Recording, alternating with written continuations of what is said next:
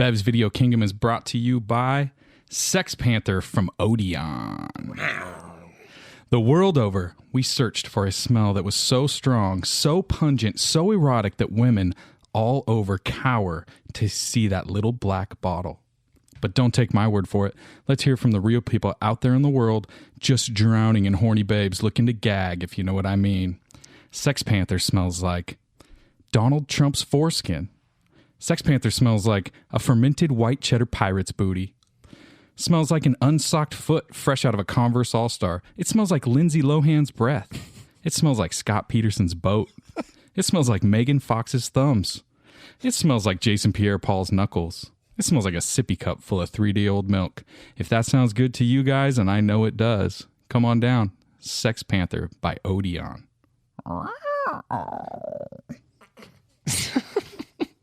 Oh, boy. 2 cats. A boat.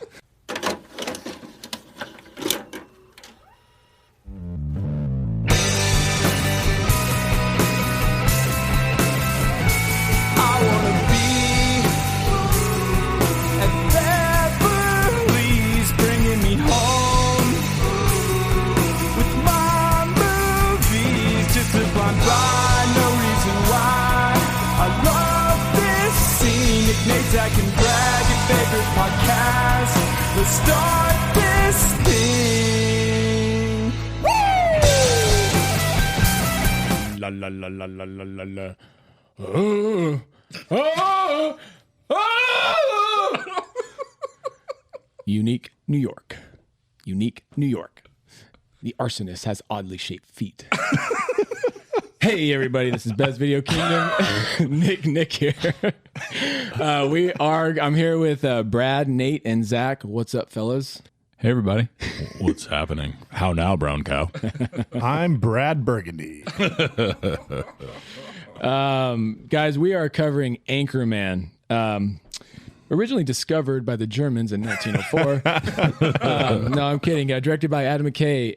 Released in 2004. It stars Will Ferrell, Christina Applegate, Paul Rudd, Steve Carell, David Koechner, Chris Parnell, Fred Willard, Fred Armisen, Seth Rogen, Kathy Hahn, just to name a few. God damn it.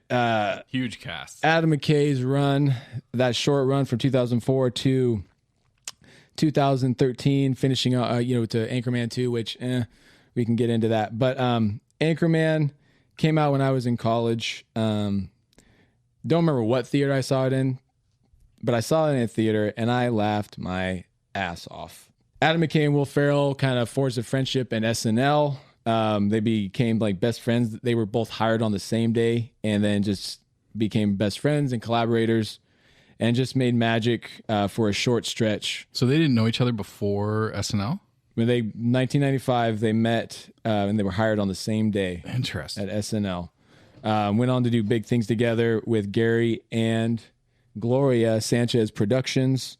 Also started Funny or Die, but they were a dream team, the two of them, for a short run, and just created a form of comedy with Anchorman that followed in the years after. And the cast, this thing is just a quote machine, and talk about a movie that lives in our everyday dialect and dialogue between each other.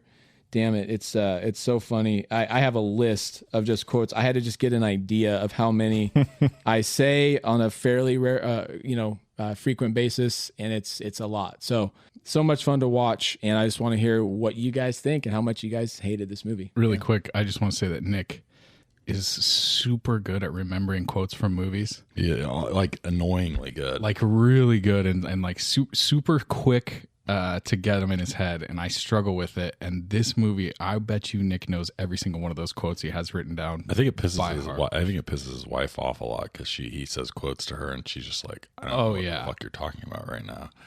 He didn't mess up a quote for his senior quote in his yearbook. No.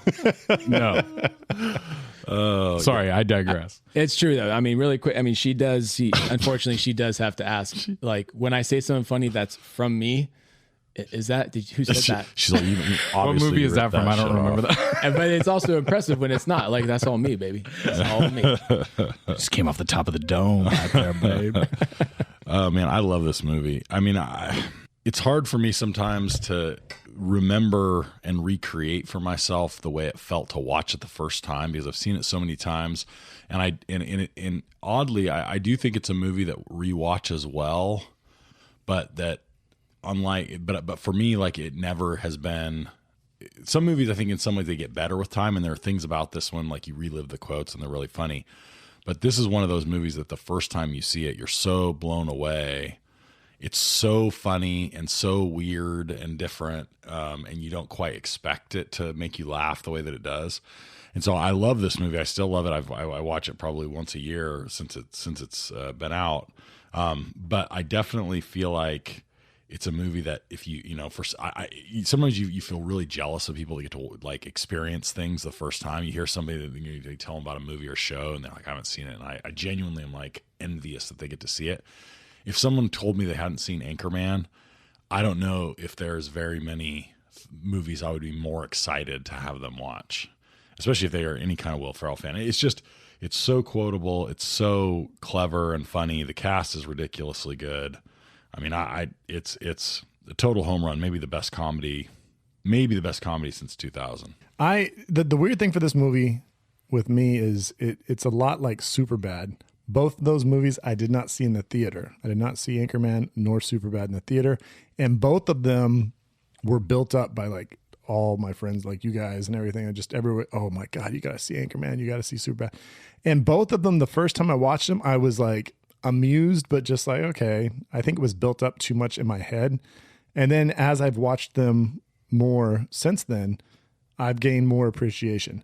And I've enjoyed them probably a lot betterer than the first time. That's better, I think is correct. Better, more betterer. Betterest. If you could, any English teachers out there, if you Best. just email us. Better. There it is.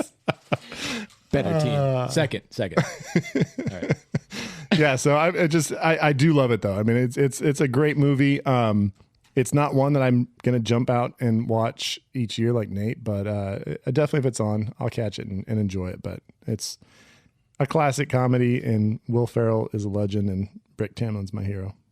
So I don't know enough young people. You guys have like contact with young people at some point in your lives. Do they still love Will Ferrell? Do people love Will Ferrell, like high school kids and stuff? That's a question. When Nate was talking, I was wondering, like, I don't know how it would play now. Because Brad's talking about not seeing it in the theater, and it just makes me wonder if you took this kid to a senior high school class somewhere, made them watch Anchorman. I really wonder if it would bowl them over, because it hit us in the perfect spot. 2004, I think I was like 20 or something like that, and it was freaking hilarious, right? My son's a sophomore, and he chuckled a few times, and that's didn't it, right? seem like super same. When I showed both my teenage kids, and they liked it, but they were not like blown away. Yeah, so I wonder, like, again, I've said this before on the pod about different movies, like how much is this propped up by just nostalgia for us? You know what I mean? But on the other hand, God, it's so funny. And I watched it. I've watched it so many times. And last night I watched it while I was folding laundry and taking care of kids and feeding dogs and doing all sorts of stuff.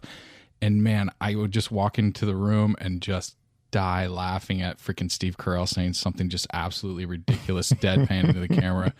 I mean, there's so many bit characters in this movie. Will Ferrell playing Will Ferrell, always playing Will Ferrell, but God, it's so good. Like, why would you ever change it up? Like, I talked at some point about him being like depressed Will Ferrell when he's just being a normal person.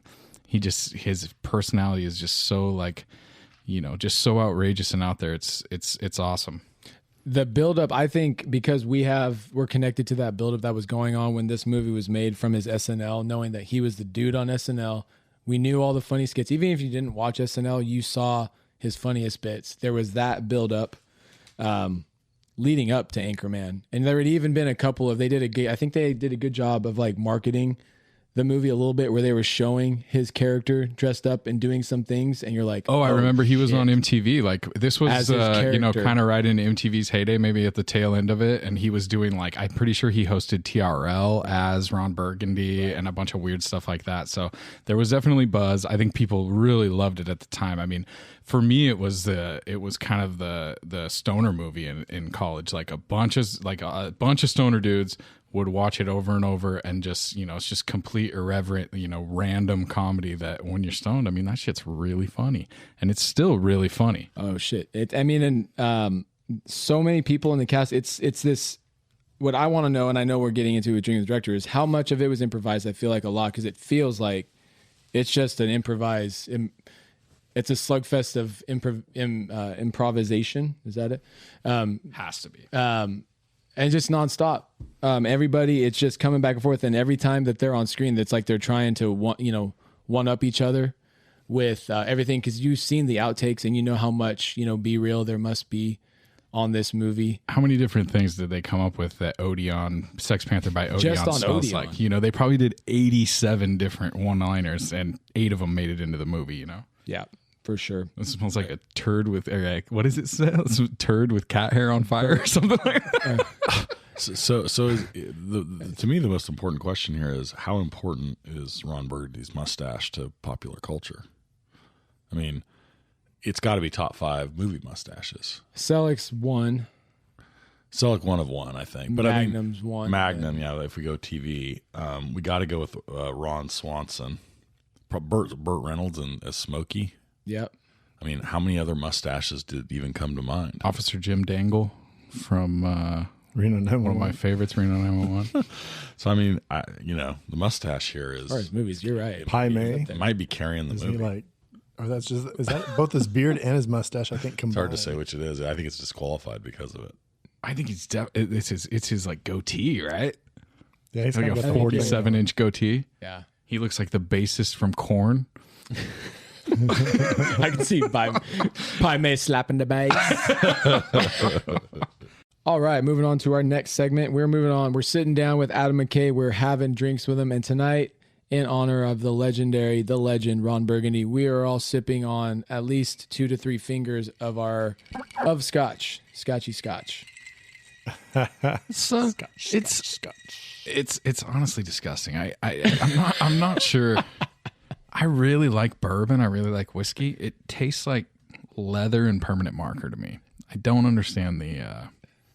I get the permanent marker. There's that taste, but I like the smoky stuff. I like the stuff that reminds me of like campfire. Where it's It's sitting around like a campfire and it's just got that smoke. Oh, It's like someone lit a sock on fire and threw it into my bourbon. But it was like That's from all the times you've been gagged with a sock. And Nate's got to take it to. but it wasn't even like a cotton sock. It was like Gimp. one of those shitty like neoprene ones that like We're only smells like like a week plastic. off of our Pulp Fiction fall. Nate still needs a gag. I still need over here. I still need to talk about the GIMP. But I'm sipping on Glenmorangie Scotch I think that's how they say it in the in the Highlands. In the that Highlands. was a good pronunciation. Meringue. That's God the damn it, correct there one. it is. You got to yell it. I've been watching a lot of DuckTales. That was just classic Scrooge McDuck. Woo. Pass me the Glenmorangie, boys. I am drinking some Lagavulin in honor of the other great mustachioed Ron Swanson. There it is. Is that what he drinks? So, Yeah, he's a big Lagavulin guy. He's got a special right. Ron Swanson Lagavulin. I went to Costco Batch. and got the Lagavulin just because of Ron Swanson. Well, then I appreciate Ron Swanson because it's a nice little smoky scotch. It's got that smoke that I dig when I'm drinking on scotch. He smoked it with one of his canoes that he built. All right, I'm drinking Oban 14-year single malt Scotch whiskey. Nate says it's good. My wife bought it for me one Christmas many years ago and Smart said, woman. "Oh, I bought you an expensive bottle of Scotch." And I said, "Oh, I've never had Scotch." And I tried it, and I said, "This is not good." I do not like But it. I bet she thought you like whiskey, and she Yes, thought no, it's whiskey. exactly. No, it's super. I like the scent of it. And yet somehow this bottle has maybe 3 fingers left in it. What's the story? That just speaks to my alcoholism. Sometimes it gets so bad I don't have any cheap whiskey or anything around, and I have to drink expensive scotch that tastes like permanent marker. Right after college, we used to have a little bar in our house, and somebody came over to a party one time, and they brought a big old ass handle plastic bottle scotch. And we used to call it, I can't believe it's not scotch. It was like some off-brand. I don't even know what the fuck it was called. And yeah, some people would touch it, but I can't never imagine touched it. how disgusting the plastic bottle of scotch can possibly be, because the expensive glass bottle is really gross. Like, what does the plastic bottle smell like? So my father-in-law's a Right, big Scotch. My father-in-law's a big Scotch guy, and so it turns out that not all single malts, even blends, tend to be less like peaty and less, fucking gross. But the space side scotches, so like Belvini and I think Macallan, they're much less burnt sock taste. Are you taking us on a scotch journey right now? Well, if you close your eyes and just listen. Nate's voice will take you on any kind of journey you want it to. Exactly. Where you want to go, brother. Not only have we had some Facebook comments on your voice, but I read one of our iTunes reviews, and one of the ladies out in the iTunes universe really enjoys your voice too. I don't know what is happening. I'm pretty sure that was either my wife or your wife. It might have been Scott. Either one's possible. Who knows? Well, if you want to listen to Nate's voice a little more, he's up first. We want to know what Nate's going to talk to Adam McKay about while he's sipping scotch with him. I have so much. Okay, so I want to ask him, I guess the most fundamental thing I want to know and would want to pick his brain about is how do you make a movie with that many people that I assume are improvising constantly? Like, how do you make that good? And like, what do you do? What's the strategy? So like, do you just simply let it roll a lot, kind of give them some basic direction, and then you just a million takes, and you then after the fact just kind of pick through them? Or is there more of a like, is your direction more like, okay, why don't you try this? Why don't you try that? Let's try some different things. And I guess my overall sort of summary about that is, and the thing that feels baffling is that a movie like this one is not quite a spoof, right? But it's not played at all straight either, right? It's not like it's supposed to be, these movies that are kind of making fun of a genre, but it's so off the wall, so wacky that it feels to me like it could go really wrong. Like if you put it together in the wrong way, people could just sort of feel like it's just a bunch of bits that don't hang at all. And yet somehow it all feels like there's enough of a story to be kind of interesting, and that there's enough like consistency across the improvisation so that the characters are meaningful characters. So I don't know. I'm curious to hear, I would love to know what the strategy is there. Well, especially with this movie, they released a trailer that had multiple things that were not in the movie, including like him taking a bullet for Miss Corningstone and like just some random stuff. So it's like they obviously were in constant motion of trying to figure out what's the best way to make this movie work. And that's exactly my question is, so was it difficult in the editing room? Like, God, we want to keep this joke in, but it doesn't necessarily go with the way the plot's going, or just trying to force in or get rid of things that are just gold, and you're like, oh my gosh, we have to get rid of this because we can only choose one of these things rather than the 17 that we tried out that were also maybe just as hilarious. So it's an interesting movie, and again, it's weird when you have these movies that they have a trailer and none of the stuff that's in the trailer ends up being in the movie. So it's like there was definitely some difficult editing decisions. I have to think that there was just 57 movies worth of B-roll that's just so hilarious.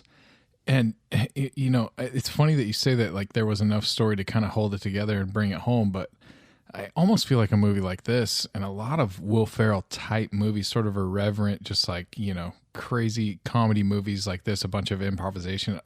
I almost wonder sometimes, like, is it hurt by trying to shoehorn the story in? Like, why not just have all of these amazing comedians just riff the whole time? Like, there's a lot of storyline in this movie, which is great. But I think this movie kind of is really helped by the Jack Black kicking the dog over the bridge. Like, that's just like such a genius way to have like the turning point in the movie. I don't know. I I guess I would ask him, like, do you feel like you maybe over push the story a little bit? Like maybe this movie is propped. It would be even funnier if there was just more, like, instead of saying like 14 jokes about what the perfume smells like, just say like 57 jokes about what the perfume smells like. So I definitely felt like the one place where it always hits for me is the ending. Like I always feel like that's not as funny a set of scenes. And so I'm always a little bit there. I'm like, man, can we do something else? Like, exactly.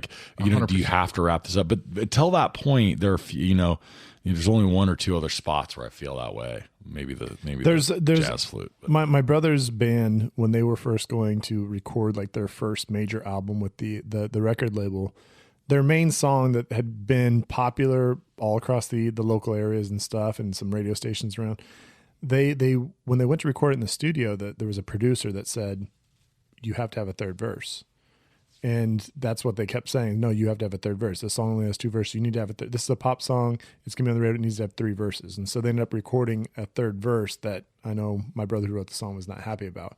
So I wonder if that's like the producers or the people that are financing the movie. They're like, you have to have a story. We can't just have a movie that's just riffing and blah, blah, blah, blah. I bet there's people that are higher up that are like, you have to have a story. It's got to have a beginning, a plot, an end, and like just make sure that it all works together.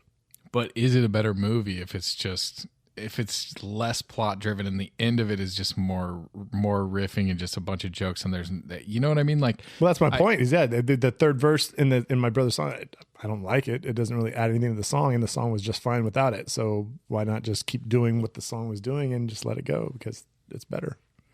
I think people feel like because they're there, they have to justify their existence. So they're like, oh, I'm the producer on this movie, so I need to have something to say. So I'm going to say, I'm the script supervisor. Yes, I'm gonna exactly. And they were like, God damn it, they're going to be bears, and we're going to fucking deal with them. Because that's what I'm about, and that's the message I want people to take away. Not that some of the bear stuff isn't funny, but it's just, but it's you like, have to wrap the movie up. There's a climax. Fucking, I think animals talking to each other in their heads and stuff. It's just like screen time that is not the animals are not the most talented. No, we got Shaq Snag Body Bagger for that to like end the movie, and a fucking movie of genius freaking improv like is very random. It's ended by subtitles with a dog. Well, like let me throw it out, not to step on alternate endings, but like some of the best stuff in the whole movie is the news team to news team stuff, right? Like, and we get a lot more of the other things, right? The internal dynamics of the news team, the newsroom with the producers, the Christina Applegate stuff. Why not like have the ending involve, in a more serious way, those other news teams without having the bear as the sort of central element of it? And the big focus on their relationship, when his relationship with the news team is way funnier. Like, why not have like a Goose and Mav, or like an Iceman and Mav moment between Wes Mantooth and Ron Burgundy, where it's like, they have to report together. And then he's like, I'll always back you up reporting. And he's like, fuck you, I'll always back you up. And then they hug. And like, I want to hear the backstory with Champ and Dorothy, man, too, because he knew her first and last name like intimately. Dude, it sounded like they had history. There could be a Dorothy Mantooth spinoff, and I am in on that right now. 10 episode Netflix series. She's a saint. Dorothy Mantooth is a saint. He took Dorothy out to had some chicken. Take Dorothy Mantooth out to a nice dinner and then never call her again. Some chicken, maybe some sex. Dorothy Mantooth is we'll see what happens. See what happens. Well, and this is the thing that I want to like. I mean, if we're really, and I think this has been raised prior in other movies where it's so quotable. But like, do you know that you're making a movie that's going to be this quotable, or do you just throwing shit at the wall and it just happens that so much of it sticks? See, when I first watched it, one of the thoughts I had when you guys were all talking was, I do remember when this movie was over, and sometimes you leave a movie and you're like, "There's no way." I just got done seeing a movie. I couldn't digest all of the stuff that was said, but like. Oh, wait, what did he say? Wait, that shit was hilarious. But I'm going to watch that again. This spot is hilarious. And then you're left and you're like, I can't remember 20 or 15 quotes that were said in that movie. I know I'm going to rewatch this 10 times. which you didn't know you were going to watch it 30 more times over the course of the next 20 years. But this is a 15 fucking years. zoom in into the psyche of Nick. He's like, I just watched this movie. I don't know 15 lines from it. Must watch again. What it is I watched this movie. I know 40 lines, but not their 15. I don't know. Getting the DVD. That's what's going through the mind of a young Nick Brown in 2004. No, what's funny is that he's saying that now, but the DVD was already on order before it was ever even. It was already blind bought. Actually, So I mean, let's talk about that, right? So most quotable lines. Like, what do you? How many are there in this, really? Right? You watch it enough, and I think it just like it's you almost the start whole to get script. like deep with some of the ones that actually like linger. But anyway, You can almost go by character, right? But 60% of the time, it works every time. Milk was a bad choice. That's a great one. So funny. I posted online somewhere the other day. I'm caught in a glass case of emotion. I mean, just classic, dude. Like, I'm very aroused. So what it is it's almost it to me it's almost too many good lines. It's almost like Will Ferrell could fucking yell anything in the Ron Burgundy voice and that shit would be funny, and it doesn't matter what he's really saying. Which is why you need the premise, you need the plot, you need these people. I put guess them in this world. Get Will Ferrell in that outfit with that mustache, get him in that character, and dude, it's freaking magic. Have any of y'all listened to the Ron Burgundy podcast? No, I've listened to like a tiny. there is a Ron Burgundy It's podcast. and I guess there's something to be said about the story being there, because the Ron Burgundy podcast is like okay in small doses, because otherwise it's almost too much. It's like just definitely sounds like it's too much. Yeah, it's funny at times, but there's just a lot of just kind of drivel that's not that exciting. And that's why that's why there's 57 hours of B-roll for every 30 seconds that we watch. And so, in some ways, yeah, it's about the taste. And we've talked a little bit about this, like, even in our context, right? Where like sometimes, you don't know what's funny until you listen to it later.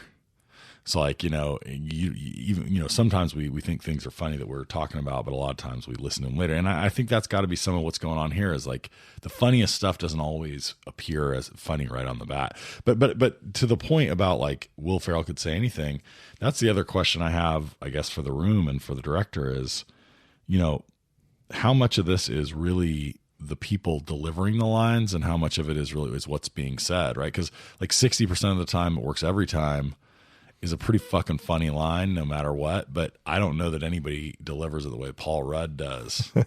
and I think that's Will Ferrell's response, that doesn't make sense. And it's like, could anyone say that and it would work? I don't know, but it sure feels like a lot of this stuff really depends on these are incredible actors, and the delivery is unbelievable. And the characters that they like, these amazing improvisational actors have created. Brian Fantana's could be its own movie, could be its own Netflix. So well, think about if you hung out with Will Ferrell all the time and were around him constantly riffing and stuff.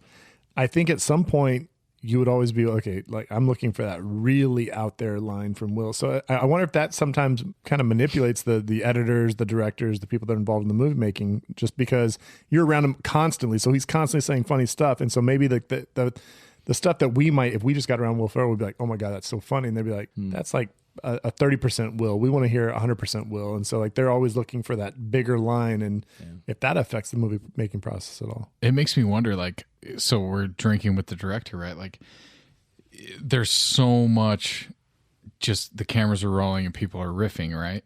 So it's back to what Nate said earlier. It's almost the selection of what you put in the movie that, kind of curate this experience of, is Will Ferrell really the one that's super funny, or is it the guy that's selecting what is funny? You know what I mean? And putting it into the movie. Like, I don't know if that 57 hours of B-roll, how much gold is really in there. You know what I mean? It could be just a bunch of stuff that where you're like, okay. That's a good call. Yeah. How challenging is that got to be? Dude, can you imagine? Just be like, all right, we're going to stay here for 14 hours and we're going to roll through one scene of Paul Rudd saying shit 26 different ways, and you got to decide which one's the funniest. Like, I mean, that sounds like an awesome and terrible job at the same time. Because we talk about Will Ferrell, but I've seen other movies, and Paul Rudd goes off. Oh, like he's- in the Paul credits. Rudd's Bananas, so great. dude. I love the stuff where he like looks in the mirror and is like doing all these Yeah. voices. Super relatable, right? Like if you're somebody like me that like sings in weird voices in the car on the way to work by That's myself. the one with Jennifer Aniston, right? When they go to like the, oh man, What is Paul Rudd and Aniston? it's like I don't know, it's like a rom-com, and This is in my wheelhouse, and I don't know. It's My Idiot Brother. no, Paul Rudd and Jen Aniston. Somebody will. Sorry, but they both Please, star in someone that send movie. us hate mail where you explain this. Yeah. Am I wrong? Yeah, you're wrong. Sorry, My Idiot Brother? just do not wasted think 10 that's it. seconds there. I don't think that's it. It's not. It's not. Yeah, it's not. No, this is definitely a movie that we Wanderlust. know. Yeah, oh, you're right. Wanderlust. Wanderlust. I apologize. Paul Rudd is in My Idiot Brother. And maybe his sister is not Jen Aniston in that he's got- movie? We're going to need some rom-com experts to... I have Jump seen in here. Wanderlust. I think doesn't she bang the dude and then he doesn't and he's like, I didn't do it, and she's like, oops. Something like I that. love that All movie. right. Well, Adam McKay, are we good? Are we kicking him out already? No, dude. No. You know what? Can we take a moment though, because I feel like the ASMR moment has come. Adam McKay's hanging out for ASMR. You Yeah, know he he is. wants to hear this. So I've decided to try to be on theme a bit. And Anchorman, the two options were cat poop salad. I suggested that Nate eat a cat poop salad for the ASMR moment, and he said in the text very bluntly, No. does anyone have any other suggestions than cat poop salad? I looked, but the cat poop, the litter box was fresh out. So we're going to go with sipping scotch. Are you ready? Ready. Slurp that. Oh my God. Oh, I could hear your fucking epiglottis. Oh, You get that Adam's apple I moving? did. I did. I got that. You that- see that big slide? I think it's called your epiglottis back there. I don't could know hear that it word. go up and go back down. It was transferring the liquid from here down to the bottom, and it sounded Down to All your, over it's that. from your epi down to your glottis. There's some people that are playing that. They just keep hitting the 10-second back button over and over again right now. You had a lot of ice in that scotch. Well, there are people that drink their scotch neat, and then there's people that want to Drink it taste messy. scotch. With grenadine.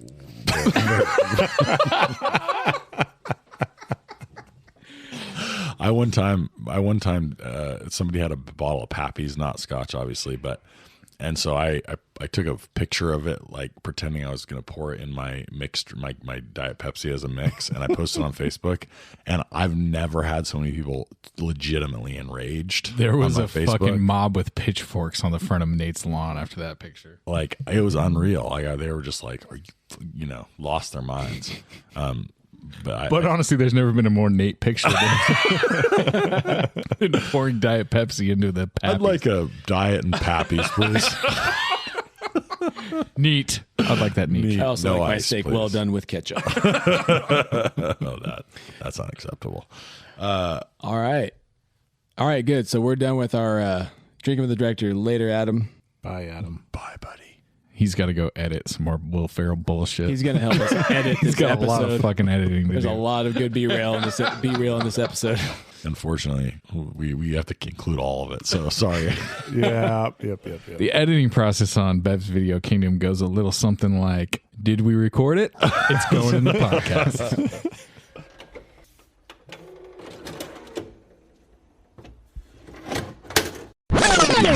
Bev's Video Kingdom is brought to you by WeNicknameYourPenis.com. Do you feel like your dick and balls need nicknames, but you just can't handle such a big decision? Never fear. Just visit us, tell us what you're into, and your Wang and Wongos will be christened in a heartbeat. Do you love sailing? We'll say hello to your center mast and the jibs. Big fan of Steven Spielberg? Well, now E.T. and the extraterresticles will never leave your crotch. You a World War II buff? Well, now General Patton and the Tank Division will be at attention and ready to invade. Penis nicknames are no joke, friend. Leave it to the professionals. All right. Well, moving on to our next category of shag, snag, body bag. Zach's going to start us off to let us know what he's going to shag from Anchorman. So we did a great lead into this because my shag is the beautiful, the unaging, the spectacular Paul Rudd. He has. I thought you were going to say Christina Applegate. Me too.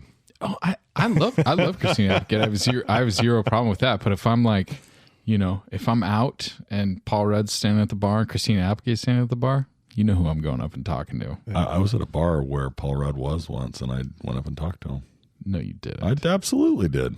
We hung. How have you not mentioned that until now? I don't know. I was in LA. I used to star stock in LA. My cousin ran the store called the Oaks Gourmet. And I would legit, just like whenever I was in LA, I would go in there and sit at a table reading Harry Potter. That's a true story. And I would just, God. And I would sit there and I would just wait for stars to come in. And no shit, man, people came in. And then when they came in, you were like, "Did you know Dumbledore dies in this book?" Just dropping spoiler alert. So sad. So anyway, we end this one shift where I had seen, who's Donna from that 70s show? What's her? She's also Laura Prepon. So Laura Prepon had come in, which I was stoked Of Scientology fame. Yeah, it's right across from the Scientology Center, so that it checks out. So we go around the corner, and we were in this bar, just like right there on Franklin, and there's like a crew, and it's Paul Rudd and the guy that is from I Love You Man that goes, "It's awesome." Oh, yeah. It's awesome. You said it was a cast, like they were hanging. Yeah. It's around Like the time Andy that Samberg, did you say he was out there with him? Yeah, I think Joe Latruglio. Yeah. So those guys were all like hanging. So I was like, well, fuck it, man. So I went to the bar and like ordered a drink right next to him and kind of like just chopped it up for a second and left. Paul Rudd, he was tiny. That is some. That is Very some. short. Insane confidence that I would never have. I would be like, "Oh my God, Paul Rudd's over there," and the fucking Everything You Got guys over there. Well, then remind me sometime. I'll tell you my Diana Ross story. That's for another pod. I would be more nervous to talk to Paul Rudd. That's fair. I know your Diana Ross story. All right, so you're gonna shag. Spoiler Paul Rudd. alert. All right, so I'm shagging Paul Rudd, and I just want to give him a shout out. He's so good in everything that he does, except for his big break on Netflix where he died and then they made a copy of him or something like that. And Tom Brady was in it. Mute? No, it was called like Living with Yourself. Yeah. Yes. And it was I dog liked shit. it. I liked it. He has a great Netflix movie though that I can't remember the name of. Well, the problem with the movie with him and Tom Brady and all the Paul Rudds is that Tom they Brady were like, was not in that movie. yeah, he was, you dummy. Nick, I'm so mad at you right now. There's times to call me out on when I don't know my shit. TB12 And this is one not is in that this is movie. not it. I mean, it's actually impressive because the two non-aging human beings that we know of, Tom Brady and Paul Rudd, were in a film together. And that's the joke, is that Paul Rudd goes to a place where you are supposed to be able to. Oh, is he walking out? And Tom Brady's He was walking out, and he's out. like, "Hey." Oh, It was, so it was a little Yeah, cameo. exactly. It was a little cameo. But I digress. I want to reiterate the fact that Nick was wrong and I was right. But Paul Rudd, fuck, he's so good. So my favorite Paul Rudd is, I've got several, but Kunu from Forgetting Sarah Marshall, we've talked about it on the pod before. It's so fucking funny. And when he plays Mike in the early days on Friends as Phoebe's boyfriend, and You mean crap bag? dude, you're stepping on it, but yes, the fucking episode when Phoebe's like, "I'm gonna change my name to Princess Consuela Banana Hammock," and he's not happy about it, and he's like, "Well, I'm gonna change my name too," and she's like, "What are you gonna change your name to?" And he's like, "Crap." She's like, "Crap, that's not a name. You need a first name." He's like, "All right, my first name's Crap, my last name's Bag. Call me Crap Bag." Is good. so fucking funny. It kills me every time. Paul Rudd, I'm with you forever. All right, Bradley. Yeah, my shag is 100% the TV station fight leading into the post fight conversation. I mean, there's maybe not a more enjoyable like 5 minutes of movie making. I mean, it's a callback to all the 80s and like 90s classics that I love, of just off the wall silly humor, and they just threw it in there. You got guys getting Star power, man. I mean, it's ridiculous. it's a bunch of stars coming together, and it's just a violent ass fight. Brick running around with a grenade and then tridenting people. And Brick, where'd you get a grenade? I don't know. I don't know. So, I mean, and then the post-fight, I mean, breaking down the fight afterwards, that Brick should probably lay low for a while. I mean, it's such a great aspect of this movie. It's my favorite part in the movie by a lot. But how true is that after fight scene? Like anybody that's ever been in any sort of an altercation always has the breakdown afterwards with their boys when they're like, oh, and then you did this, and then I did that, and then Brick fucking killed a guy. You know what I mean? It's like there's always that post-fight breakdown. 100%. It escalated quickly. That escalated quickly. Another one that I say a lot. Just that scene alone. That's what you got to do when you that- find yourself in a vicious cockfight. Do you think that's what it comes from? That escalated quickly? Yeah, is that 100%. from Anchorman? Oh, Yeah. that's a 'Cause, meme dude, that I is used say that a lot. Yeah, I do too. And it's just a meme. I mean, that I shows never up. connected it to Anchorman. That's Where where the line is from. Yeah. All right. So that's actually a piggyback off of that. And I actually wrote down the cameos. When you got Vince Vaughn, but then you see the first introduction in that fight, and is it Tim Robbins comes out first? Yeah. This comes in with the fro. And then you got the public radio. Then all of a sudden the Baraka with like Ben Stiller. and then you got Ben Stiller, and you're like, oh, where's this going to go from here? So like when Anchorman 2 came out, it was like a thing where how far out were they going to take that fight, and they just took it completely off the rails, and we don't need to talk about Anchorman 2. But Nick denies that. I stopped watching about like a quarter of the way through. I was just like, I don't know. after this, We're anti sequels to Major League and Anchorman. Yeah, I am. FYI. Truth. But the cameos in that movie, you kind of were wondering where they would stop. You didn't want them to stop, but they had to at some point. And you just to see those guys in such a far out, wacky fight, and people were dying, and guys Fucking were Luke on Wilson fire. getting his arm cut off. Guy Oh, walking Luke Wilson, through there you fully go. on fire. God, I didn't see that coming. So That's what I got. I'm gonna shag all the interactions with the news team. So like I love that there's a lot of things about the movie that are outside the news team, and that I actually really like Christina Applegate and her character in this, and there's a lot of funny parts. But any interaction with the full news team, and even some of the little sub actions, I mean the Odeon, Sex Panther, I mean in terms of potency, there's no more potent parts of the movie than when those four or some subset of them are just sitting around riffing. It's gold. So, is it a shit take to say that Champ being secretly gay, or like his love for Ron Burgundy or whatever it is so funny to me? Like, does that make me a bad person? Is he supposed to be secretly gay? Like, is that a I think at thing? the end they even say that he gets sexual harassment suit against him from Terry Bradshaw. Yeah, from Terry Bradshaw. yeah. And he throughout the movie is like, I miss you so much. I mean, Your smell. I bet your musk. I mean, Yeah. it's definitely like a classic, overplay, right? Of the It's guy a that's way like super overplay. super masculine, compensating for it. Why don't you just take the next few plays off? Not trying to be woke or anything, but I mean, it's a little shitty to make fun of him for that. But God, it's so funny to me. You're Ah, super man, woke, bro. Just just fly that woke flag. Make sure everybody knows. Okay. It's a rainbow flag. All right. Did Nate shag? I just shagged. He just shagged it. I just got finished. I'm ready Gotta for round shag 2 all pretty over. soon, though. All right, so we're snagging. So I'm We're gonna snag. ready to cuddle now. This is the spoon category. See, that's a good description. We've had trouble describing it, so now that we've all Shag, spoon, walk of shame. That's the new categories. All right, so I'm snagging just Will Ferrell as Ron Burgundy. Give it to me. Out of all of his movies, it still is his most memorable. I hope I can snag him number 1 in our draft. Please God, I hope I can. I believe it would win me the draft, and if I don't win it, I believe it'll be probably because I don't get Ron Burgundy. That's probably why. But yeah. Anything else?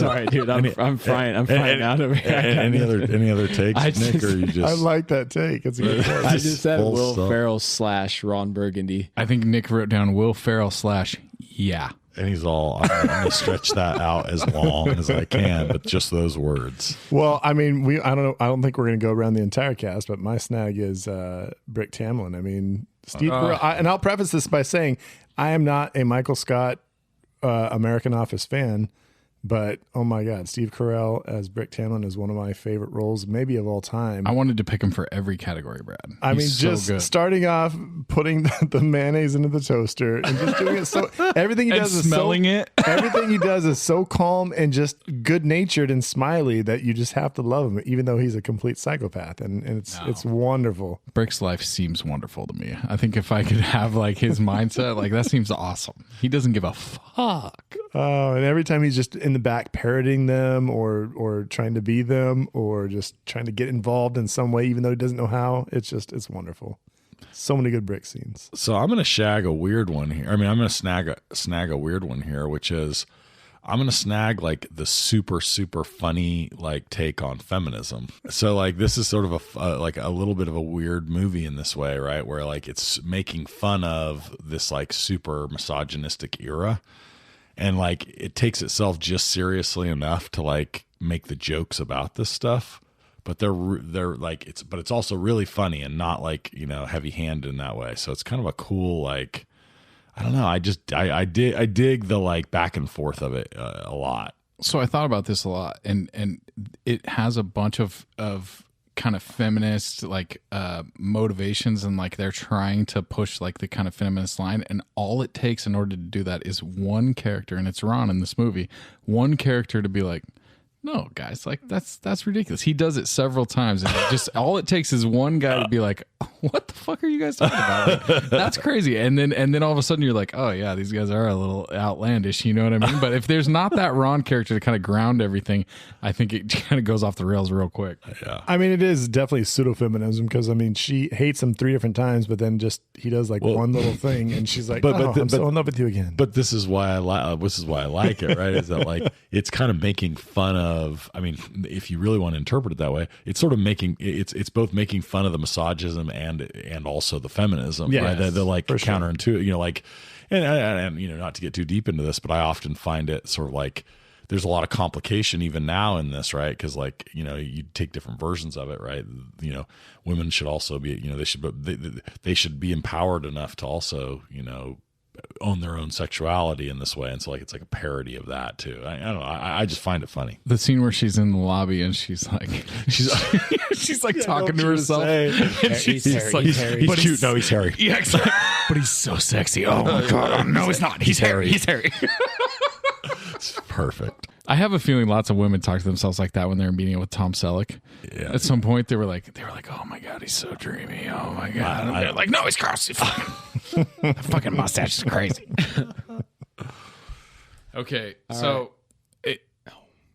unfortunately, they're pointing at me. I think it's my turn. My snag is the exact same thing that Brad picked, and we've tread over this already once and no reason to go over again, but the fight scene with the anchors is just so absolutely ridiculously fun. And when I think of Anchorman, I think of the fight, and I think of just the, you know, if you're in the theater at that time when this movie came out, which I wasn't, I didn't watch it until a little bit later, but if you're in the theater and you're seeing, you know, you see the different cameos come in every time, and then all of a sudden the maraca comes in and you see Ben Stiller come in, and it's gold. I feel like so that's gold. 100% that moment. If you would have been in the theater seeing all that happen, it would have been laugh out loud. One of the hardest times I've ever laughed was in the Borat movie when he wrestles naked with his like manager guy. I was almost having a heart attack in the Borat theater. in the theater is one of the greatest experiences of my life. I saw it. Me and my wife saw it, and we fucking almost died in the theaters. That's what I'm saying. That fight scene would have probably been on par with that because it was Borat. I was dying. Shocking and amazing. Yep. But that's my snag. That's a good one. I one. got. I That's love a it. good one. All right, body bag. Bradley, what are you body bagging? You know what? I hate to do this. I mean, some people are cat people, some people are dog people. I'm a dog person. And we kind of talked about this. It's like the Baxter ending the movie and kind of like saving the day. It's like, I mean, the only thing, if you take out Baxter, you also take out Jack Black punting the dog, which is one of the most funny things I've ever seen in my life. It's one of the greatest. Baxter. You just have to like not let them calm the situation down at the end and talk and have subtitles. That story device of them adding in him punting when he says, Yes. a simple act of littering changed everyone's. Oh yeah, God, friend. that's Well, now this is happening. This is happening. That's how I roll. It just Fuck, boots the that's dog. so I mean, funny, it's you hilarious, but at the same time, when Baxter comes in and like saves the day, it's I don't know. I just, like you said, maybe they thought it was hilarious. It just kind of doesn't do it for me. So poor little Baxter. I'm punting you off the bridge too. I'm 100% with you. The end of the movie, is a lot of story trying to tie up a bunch of strings that don't need to be get tied up. It just has to be funny. That's your body. Is that your body bag? The end, Zach? No. Is it my turn? Yeah. My body bag is Dale Doback, John C. Reilly. Where is he? Fucking noticeably absent from this movie. So who should he have been? Champ. So they said he was supposed to be champ. He was in the running for champ.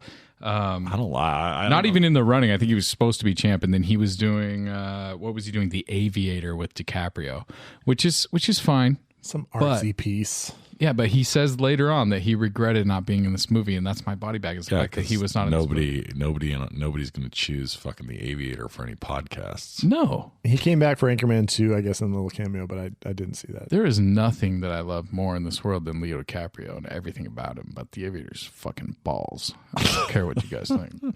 So I'm in a body bag, and I know this is probably going to be an unpopular opinion, but I kind of hate the jazz flute scene. I think it's absurd. I almost picked it for my snack because I like it so much. Sort of funny, but it also, like, I can't rewatch it. Hey, Aqualung! I literally, like... I'm not prepared. I'm not sure why. Yeah. I think I like everything up to the point where he starts to play, and then I'm just like, fucking fast. That's When he baby at the making beginning music. can't play, and it's like, you're like, oh my God, he doesn't know how to do it. yeah. I just like there it is. immediately get the best feeling ever. It's like completely uncomfortable. No, and the first is he gonna the first suck? 10 seconds he's on stage is gold. And then after that, I'm just Sliding like, the fuck flute this. out of his arm, out of his sleeve is just, he does it in such a smooth motion as, oh no, I'm not even prepared. And then, Yeah. Can I throw this out there? According to my iPhone, Will Ferrell has played the flute since he was in elementary school. Oh wow! Yeah. So he's legit jazz flutist. Flautist. I sorry. don't He didn't play. think He didn't play it. In the movie. He did not play anything, but I don't think he's a legit jazz flutist. But A flautist. little known fact that may be not Flouter? true. He Flautist. played Flautist. the flute. Flautist. Yeah. My sister, Kaylee, amazing flautist. I may or may not have made a song to kind of make fun of a coworker one time, and we threw a lot of jazz flute. It was pretty sweet. It was legit. Baby making music. That's what that is. Coming soon, just so everybody's aware, we're going to have an album that's going to be released probably in the next couple of months. It's going to be all of Brad's parody songs that he has made for different competitions and friendly people's weddings and stuff like that. Should we kick it off with the one where he rapped about how my wife is not very attractive? Yeah, there's some serious shit in there. Again, that was some fantasy football, trash Which is talk. some tongue-in-cheek shit because yes. Nate's wife is absolutely She's beautiful, absolutely beautiful. which is crazy. This is why it was a funny joke, but it was That's a why lot, you it was can a- joke it was a about it. lot- It was a lot of song. And a if lot of people trash talk during fantasy football, but I mean, how many people go to the point where they actually record the song and then and then just call Send it somebody to else's wife's ugly. That's some intense shit, bro. Again, that's how Brad rolls. Hey, Yeah, again, the joke's only funny if the wife is beautiful. If you got ugly friends that are your friends' wives, don't call them ugly because hey, that shit will I'm go punting dogs and down making in- fun of wives tonight. hate, little hate hardcore. mail. Bev's Video Kingdom at Gmail. Just send it to attention, Brad the asshole. There you go. I might Dear even Brad. battle rap you. Hey, Dear Brad, this is Nate's wife. Fuck you. she'll never hear this, so it doesn't matter. It's true. Speaking of, I mean, in fairness, I don't either. So I am She's subscribed, neither my though. I'm wife pretty nor sure you're I not. am listeners. I think your wife pod. is subscribed and you're not. That's probably true. Hey, by the way, is it time for Cameo or Dead, or are we? Yeah, I mean, I think we should let Nick. Wait, No, body bag? my body bag is the same as Brad's. It's Baxter at the end. Yeah, Sweet. Hour We're and a half both punting the movie. dog. Hour and a half movie, but Baxter's part surprisingly drags because I want it to be over. So Hey, PETA. Baxter That's talking. actually Nick is the one punting the dog. So go after him, not me. This just really comes down to everybody's uncomfortability and just not being very familiar with closed captioning. Shouldn't have thrown a burrito out your window. Yeah, I mean, nobody wants to read subtitles.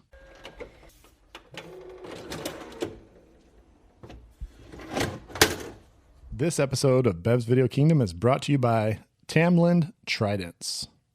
Hi there, I'm Brick Tamland. People tell me to talk about the weather.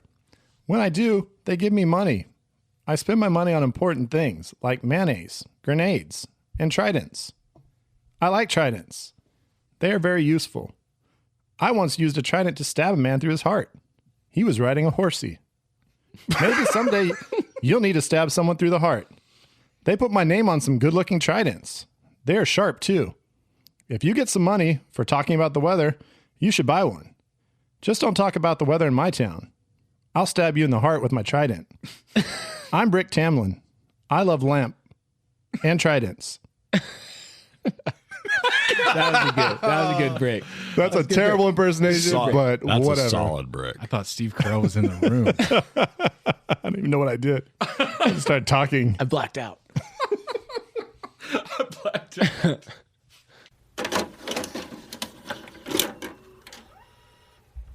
All right. Well, it's cameo time. I'm super excited about this one. Guys, how much would you pay For Baxter. for Will Ferrell on Cameo?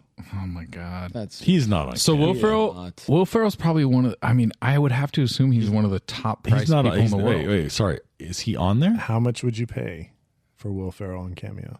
Oh, I mean, There's zero chance he's on there. $2,000.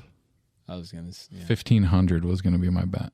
You guys are in the I was thousands? I was gonna say 1,000. You just told us last week that the guy that gets shot in the face in Pulp Fiction and has done nothing else was going for $100. He has a Tony.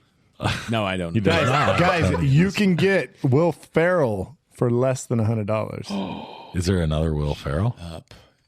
$50. Yeah, right. I don't understand what you're saying right now. I don't believe you. Are you making Because things we up, would have had or him is do this- an intro to the podcast already if it was really $50. Is this instead a of- So funny- people are getting wise to that on Cameo. So now they have their like regular price and then their business price. The business price is their president business price.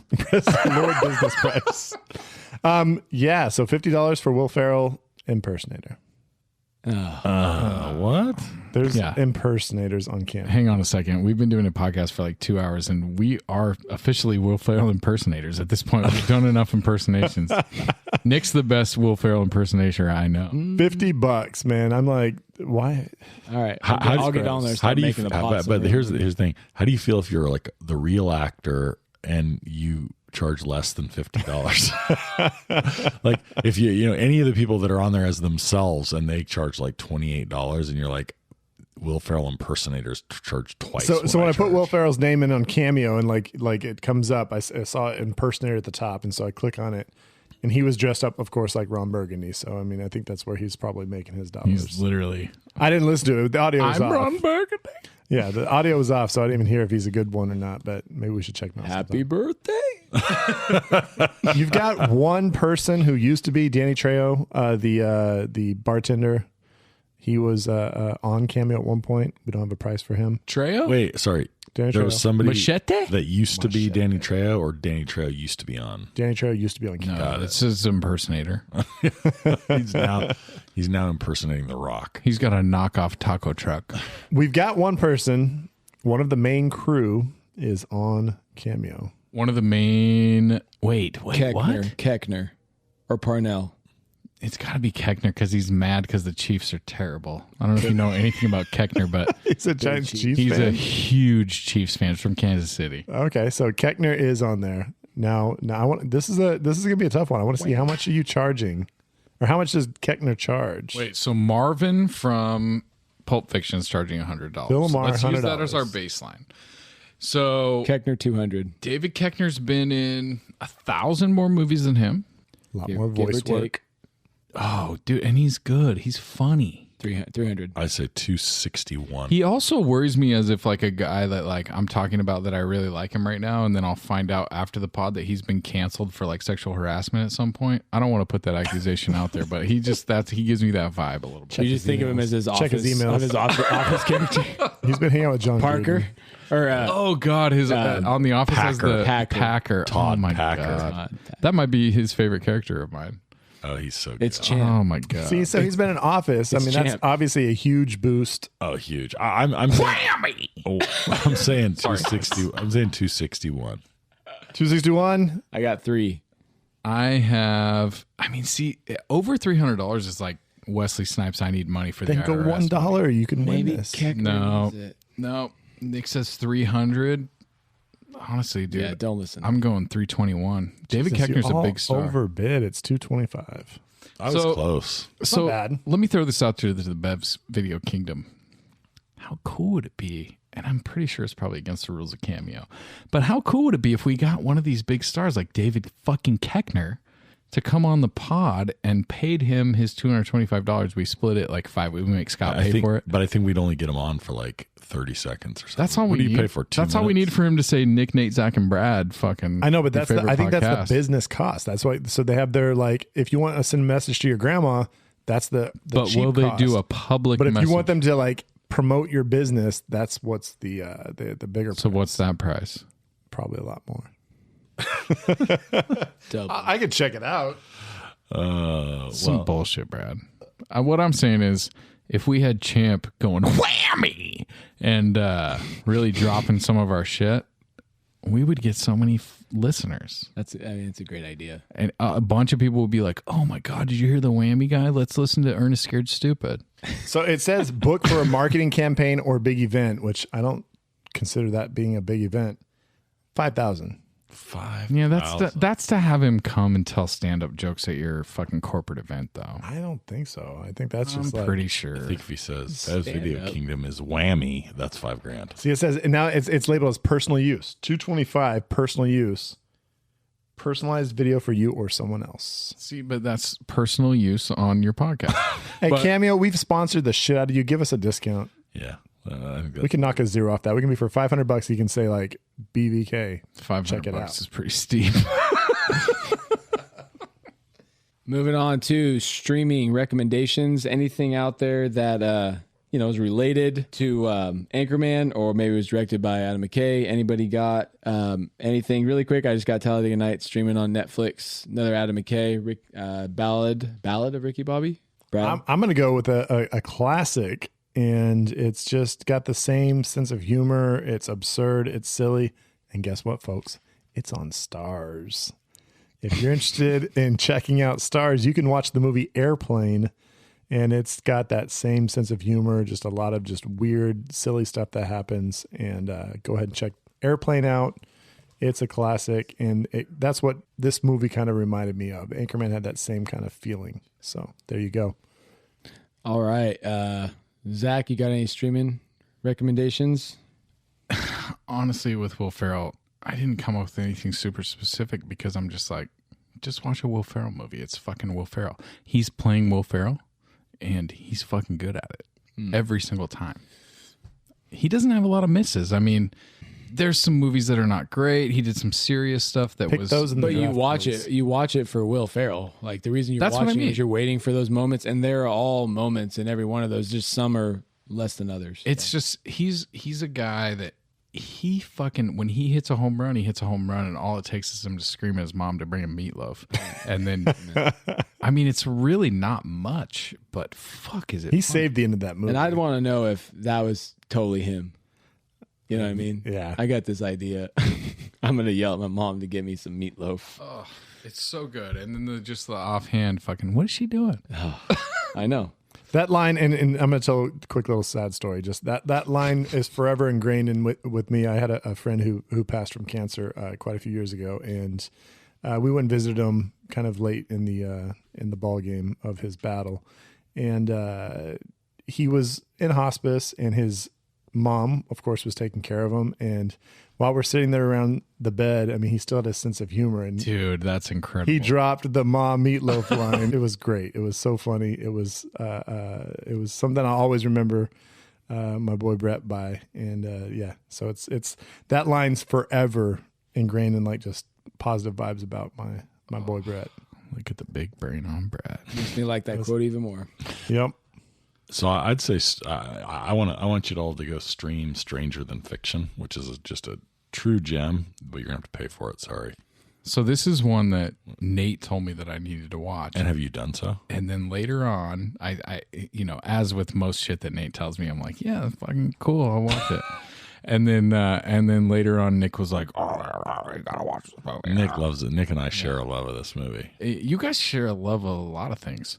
You guys have a very similar taste in movies. And when Nick also recommended it to me, I was like, all right, I'm gonna watch this movie. And from the very beginning, when she's talking about Crick, what's his name? Harold Crick. Harold Crick. feeling And kind of the offended narrator by that. comes in from the outside. No, you shouldn't be offended by that. It's just that I needed the affirmation that it wasn't going to be fucking Hoosiers or some bullshit. Oh God, So, blaspheme. but I watched it, and god damn, it's really fucking good. And it's not Will Ferrell that you're used to, and he pulls it off. And Yeah. Oh, it's I great. really dig it. And these guys both recommended it to me. I finally watched it. So if you need a third person to recommend it to you to make you watch it, that's me. I'm your Huckleberry. Bradley, have you seen Stranger Than Fiction? I have, and the one thing for my gamer friends out there, if you like Stranger Than Fiction, there's a very odd game called the Stanley Parable. It's got a narrator that kind of narrates your game as you play, and you can make choices, and it starts pissing off the narrator, and the narrator gets involved in like what you're doing, and it's really a cool ass game. It's not even really a game. I mean, it's not like a plot and you're not trying to win. You just kind of experience it. So if you like Stranger Than Fiction, check out the video game Stanley Parable. Where's it streaming on, Nate? It's streaming for $3.99 on Amazon Prime. No, that works for me. I'm used to Brad's ones where I have to go to his house and get the DVD. It's fucked up. or you stream it on a service called Lubidigi. Well, yeah, Blue Bull is the Everyone one I'm has using now. Blue Bull is a great one. Yeah. The streaming service is You pointed to your blue bowl. All right. We are moving on to our I'm sorry. moving on to our last category. Last category. We made it. We're going to reshelf it. Maybe we're going to reshelf it. Maybe we're going to create an alternate ending to Anchorman. And we're going to start with Brad. You got anything? I do have an alternate ending, and it's actually not even an alternate ending. It's just an alternate movie. What if Brick actually got through to Corningstone and she was like, yeah, let's make this happen. I want to watch them date. I want to see what their little experience. When he asked her if she wants to go to a pants party. I think, what if she goes to the pants party with them and we find out how Brick gets down? I want to see Brick in the dating scene. I want to find out the loves of his life and his heartbreaks and all things Brick. So my alternate ending is we just get rid of Ron and we go off to Brick and Corningstone going down. So I'm glad I'm going after Brad because I didn't know that was what he was picking for his alternate ending. But my alternate ending or reshelf it or whatever it is only this, and that is that Brick Tamland needs his own fucking movie. He's so funny throughout every single thing that he does. His deadpan delivery, his just completely oblivious of everything is so, it's not, I don't know exactly how to explain why it's funny, but god damn, it gets me every time. Why is it funny? He's saying ridiculous things. Well, you want to know how he survives. Like, how does he actually go about his daily life? I want to know. No, he how- doesn't. I feel like he poops like in the urinal and freaking, you know what I mean? And like pees in the sink. Like there's nothing normal. Does he have a about the dude. caretaker? Like, and we just don't know, or is he just on his own and functionally? Maybe I'm just Champ is saying his that caretaker. I don't even want a 10 episode Netflix series. I just want a full length feature film about Brick and how he gets into the Bush White House and gets out and, then he gets fucking, Steve Bannon like tries to fucking recruit him for the Trump White House. And then it's just hilarity ensues. I wrote down, and actually we're following different, they got character spinoffs. So Fantana spinoff. Dude, Give me Rudd. There's so many that could make their own movie. I'm Yeah. with you, bro. I mean, you have to get some depth and get into his character a little bit, but maybe where the origin of the Octagon, where that came from, and Noisewater, and Dr. Kenneth Noisewater, talking about his, Oh yeah. where that came from. But yeah, give me Fantana spinoff. Nate, I don't have one. I just don't want the ending that we have. Can we just end the movie 10 minutes early? No, that's the thing though. You don't need to end the movie 10 minutes early. You don't need the panda storyline or anything. You just need some stupid reason for him to come back to the studio, and there doesn't have to be any weird juxtaposition or story or anything, or as long as him and Corning Stone end up together and it's funny, it's perfect. And there's like 10 wasted minutes of not funny at the end of the movie. There was a bunch of 2000s comedies that started off so strong and great, and then by the end it's just like it kind of falls off. And I think that was just kind of it's tough when you get all these great ideas and like you're like, oh, this is what they're gonna do, and like everything's funny, and then all of a sudden like, oh shit, we actually have to like end a plot. That's because they need to have 15 minutes at the end where they tie up the storyline that they tried to force the whole time, which you don't need that. Just riff. That's how Video Kingdom does it. I just fucking BVK IPA. You know what I mean? Just fucking make it rhyme. It works perfect. What's I say? Wedding Crashers. The second half is just, it's kind of tedious, but Chaz saves it. Chaz is like the only thing that saves, Will Ferrell saves the end of Wedding Crashers. Otherwise, if you don't have Chaz in the end of Wedding Crashers, that's a good call. It just basically falls apart. To be fair, good Vince Vaughn can save anything. I will say that all day. Although in the last bit of that movie, he's not great. I mean, it's just his best stuff's not there. Right. It's a great take. Meatloaf. Meatloaf, ma.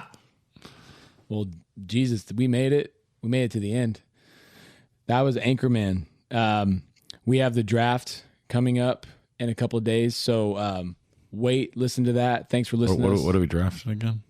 Watch your Will Ferrell movies because we're going to be drafting Will Ferrell characters. Most memorable Will Ferrell movie in a movie. Movie roles. Sounds like it's the kind of draft that I'm likely to win, but then again, they all do. When you look at the list of movies, you'll be like, okay, we're doing a 4-person, 4-round draft. That's 16 choices. There's 10 choices that I want to pick.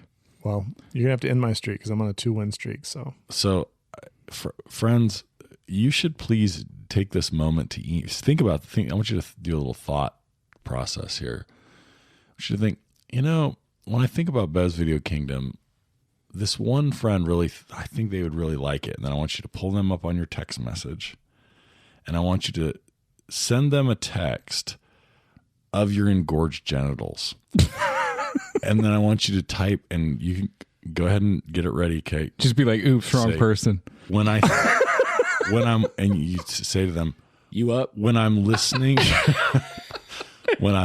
to Bev's Video Kingdom and I think about you, this is how I feel. Okay. And here's a picture of my swollen labia. Right. And so and then just see how that goes. It may end in a really interesting or strange conversation for you, but probably that person's going to want to hear what we're all about. So just do that now for us. To piggyback. Love us. And if you want to give them some names, like the labia or the testes, I mean, just give them a couple nicknames, introduce them. The testosterals or whatever. The plums.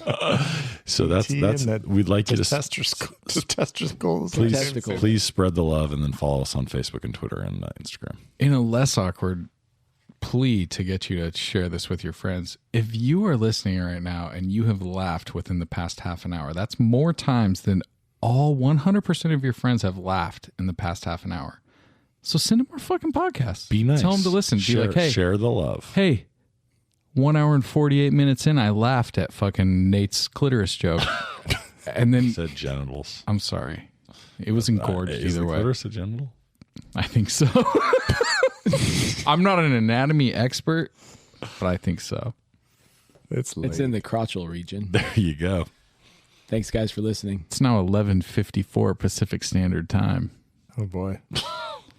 Brad's still got a boner from the Giants win.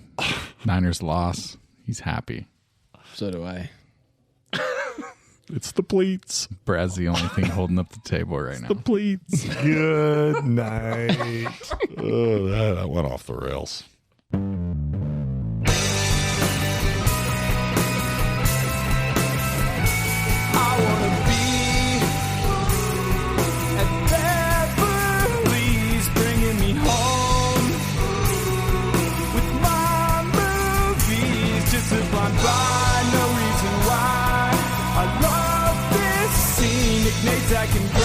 favorite podcast. Let's start this thing.